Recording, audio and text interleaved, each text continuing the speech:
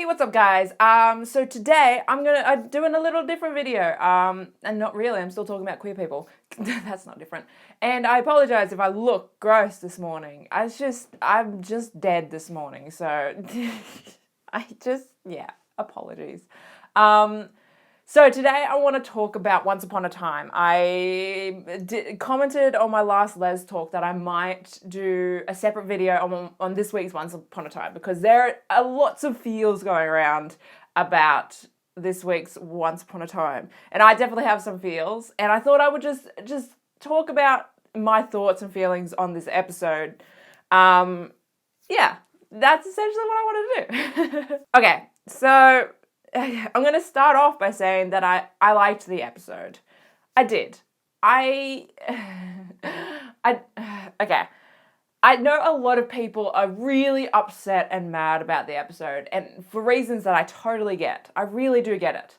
They're mad that it's just, it felt like it was put in there to please us, right? The story arc wasn't there. It wasn't really a story at all. It was literally, you know, it did feel like something that they just put in there to please the queer audience that has been very vocal throughout the lifetime of this show. Now, I totally get that. When I say I did like this episode, I'm not saying that, you know, I'm going to stop asking for better representation, especially from Once Upon a Time, right? They've got so many characters, they've got so many storylines, they've got so many love stories that they have invested time into.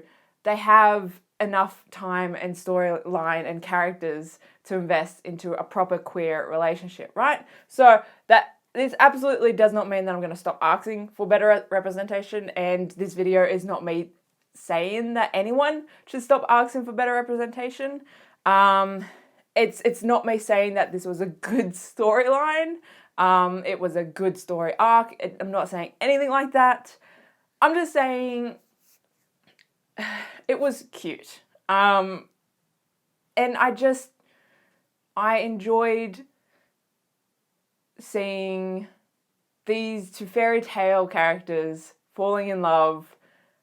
It gave me, you know, little butterflies, and I can't even imagine how I would feel if this episode had aired when I was like 14 or 13 or something, when I was in some serious like self-hatred and just not in a good place, and then see this episode on TV and see these two fairy tale characters falling in love, sharing true love's first kiss, you know, living happily ever after, and surrounded by these people that were really happy for them. I can't even imagine what that would have done for me if I had seen that when I was, you know, 13, 14 years old. So I appreciate it in that aspect, if that makes sense.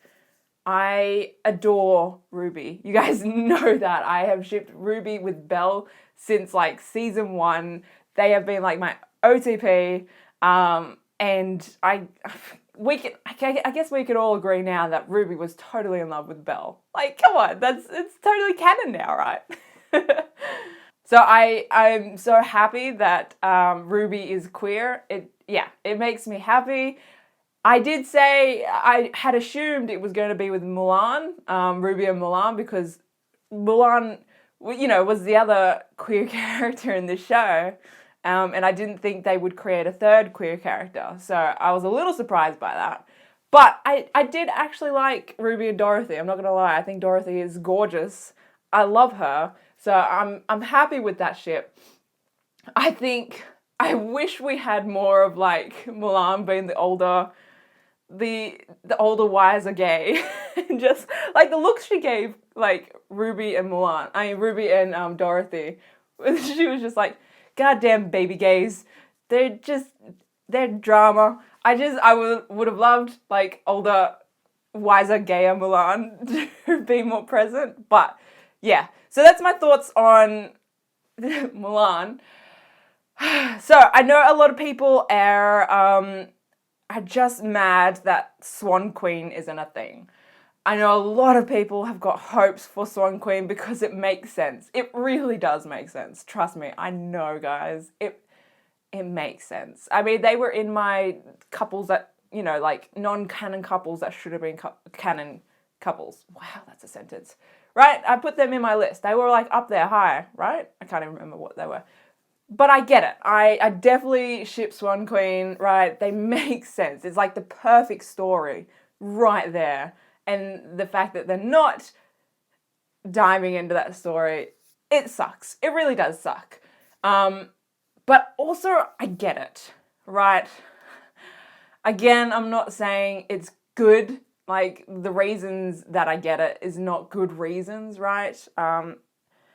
But just this storyline, this Ruby and Dorothy storyline, essentially their love story covered half the episode, right? The other half was Ruby trying to find Dorothy in the present time, right? And then just other shit going on. But essentially this storyline covered half the episode. They met each other, they bickered, they had to save each other, they fell in love, they saved each other, shared true love's first kiss, lived happily ever after in the span of half an episode. Right?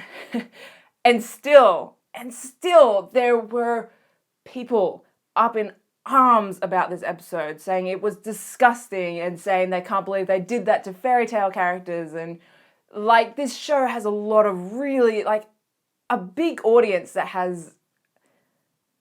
are very close-minded, right? It sucks. It really sucks that this is the audience that it has. But it is the audience that it has. So, as much as I would love Swan Queen to happen, I don't think it's going to happen. Or if it does, it'll happen when the show is about to end, right? Because if they did it any other time, there would just be such a backlash from just homophobes that the show would get cancelled. It's heartbreaking that is a thing, right? That, you know, it's just an amazing storyline is there. But it's not being told because reasons, right?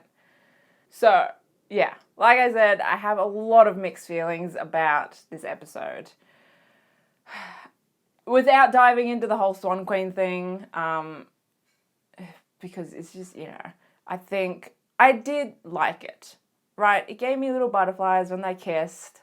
And like I said, I can't imagine what I would have felt like if I'd seen that when I was younger.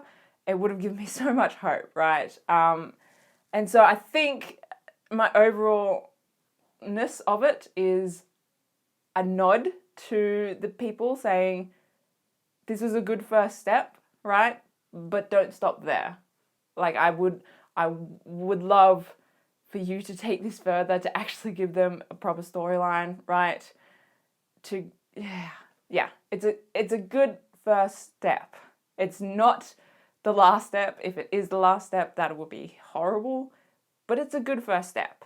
And I'm just hoping they think about the kids that watch the show, right?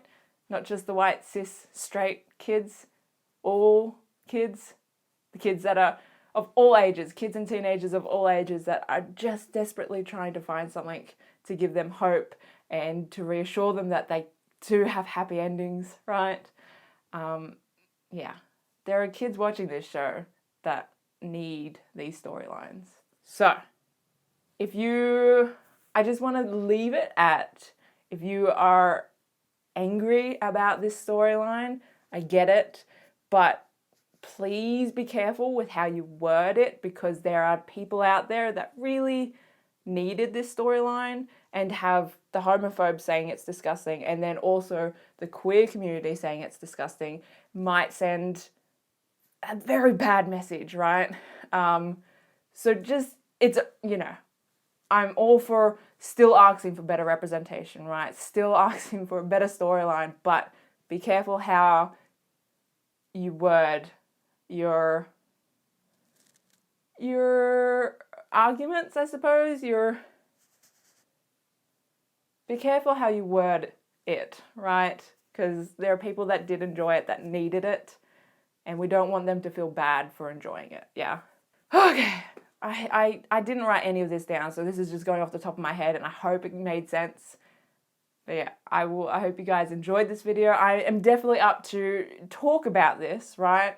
So if you guys want to talk to me on Twitter or the comment section or whatever, Tumblr, it's there. But yeah, like I said, just be mindful of who the comments might affect, right? Okay, I'm gonna go. I will see you guys in my next video. Bye.